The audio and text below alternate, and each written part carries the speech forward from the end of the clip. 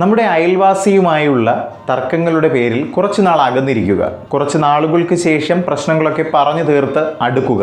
അങ്ങനെ ഒരു സാഹചര്യത്തിലൂടെയാണ് രണ്ടു രാജ്യങ്ങൾ കടന്നു പോകുന്നത്. ഒന്ന് നമ്മുടെ രാജ്യം തന്നെയാണെന്ന് എല്ലാവർക്കും മനസ്സിലായിട്ടുണ്ടാകും. എന്നാൽ മറ്റേ രാജ്യം ഏതാണെന്ന് മനസ്സിലായോ? പറഞ്ഞു തരാം. പ്രിയ പ്രേക്ഷകർക്ക് പേജ് ഡോട്ടിലേക്ക് സ്വാഗതം. 4 വർഷത്തിലേറെ നീണ്ട ഇടവേളയ്ക്ക് ശേഷം ഇന്ത്യയും ചൈനയും തമ്മിലുള്ള നേരിട്ടുള്ള വിമാന സർവീസുകൾ ഔദ്യോഗികമായി പുനരാരംഭിച്ചിരിക്കുകയാണ്. ഇത് രണ്ട് ഏഷ്യൻ അയൽക്കാർ തമ്മിലുള്ള ഒരു പ്രധാന നയതന്ത്ര മുന്നേറ്റത്തെയാണ് എടുത്തു കാണിക്കുന്നത്. നമ്മുടെ ഇന്ത്യയിലെ ചൈനീസ് എംബസിയുടെ വക്താവ് ഇക്കാര്യം എക്സിൽ കുറിച്ചിരുന്നു. ഇനി എവിടുന്നാണ് ഈ സർവീസ് എന്നറിയണ്ടേ? കൊൽക്കത്തയിൽ നിന്ന് ഗ്വാങ്ഷുവിലേക്കാണ് ഉദ്ഘാടന വിമാനം പറന്നുയർന്നത്.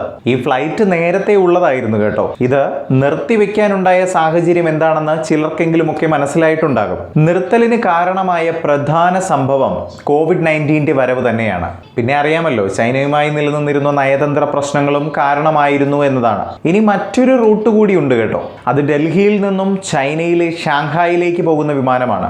ഷാങ്ഹായ് ന്യൂഡൽഹി റൂട്ട് നവംബർ 9 പ്രവർത്തനം ആരംഭിക്കുമെന്നും ആഴ്ചയിൽ 3 വിമാനങ്ങൾ ഉണ്ടാകുമെന്നും ഉഭയകക്ഷി കണക്ടിവിറ്റി കൂടുതൽ മെച്ചപ്പെടുത്തുമെന്നുമാണ് പ്രഖ്യാപിച്ചിരിക്കുന്നത്. നമുക്കറിയാം, ഇന്ത്യയിലെ ഏറ്റവും വലിയ വിമാന കമ്പനിയാണ് ഇൻഡിഗോ എയർലൈൻസ്. അവർ ഇരു രാജ്യങ്ങളുടെയും ഈ ഒരു നീക്കത്തോട് നല്ല രീതിയിൽ യോജിക്കുന്ന സമീപനമാണ് എടുത്തിരിക്കുന്നത്. അവരുടെ ഭാഗത്ത് നിന്നുള്ള സേവനങ്ങൾ പുനഃസ്ഥാപിക്കുന്നതിൽ അവർ താല്പര്യം പ്രകടിപ്പിച്ചിരിക്കുകയാണ് എന്നതാണ് മനസ്സിലാക്കുന്നത്. കമ്പനി നേരത്തെ പറഞ്ഞതനുസരിച്ച് കൊൽക്കത്തയ്ക്കും ഗ്വാങ്ഷുവിനും ഇടയിൽ ദിവസേനയുള്ള നിർത്താതെയുള്ള വിമാന സർവീസുകൾക്ക് അവർ തയ്യാറാണെന്നും അതിനായി എയർബസ് A320 നിയോ വിമാനങ്ങൾ ഉപയോഗിക്കുമെന്നതാണ് മനസ്സിലാക്കുന്നത്. 2020 ശേഷം ഇന്ത്യക്കും ചൈനയ്ക്കുമിടയിൽ പതിവായി വാണിജ്യ വിമാന സർവീസുകൾ ആരംഭിക്കുന്നതിന്റെ ആദ്യ സംഭവമാണിത്. എന്തായാലും ഈ ഒരു നീക്കം ഇരു രാജ്യങ്ങളും തമ്മിലുള്ള വ്യോമ ബന്ധങ്ങൾക്കായുള്ള വർദ്ധിച്ചു വരുന്ന ആവശ്യം ശക്തിപ്പെടുത്തുക എന്ന ലക്ഷ്യത്തോടെയാണ് ഇപ്പോൾ നടത്തിയിരിക്കുന്നത്. 2020 ജൂണിൽ പകർച്ചവ്യാധി പൊട്ടിപ്പുറപ്പെട്ടതിനെ തുടർന്നുള്ള ഗാൽവാൻ വാലി സംഘർഷത്തെ തുടർന്നും സർവീസുകൾ നിർത്തിവെച്ചിരുന്നു എന്നതാണ്. ഇത് ഉഭയകക്ഷി ബന്ധങ്ങളെ സാരമായി ബാധിക്കുകയും ആളുകൾ തമ്മിലുള്ള നേരിട്ടുള്ള സമ്പർക്കത്തിൽ ദീർഘകാല സ്തംഭനത്തിന് വരെ കാരണമാവുകയും ചെയ്തു.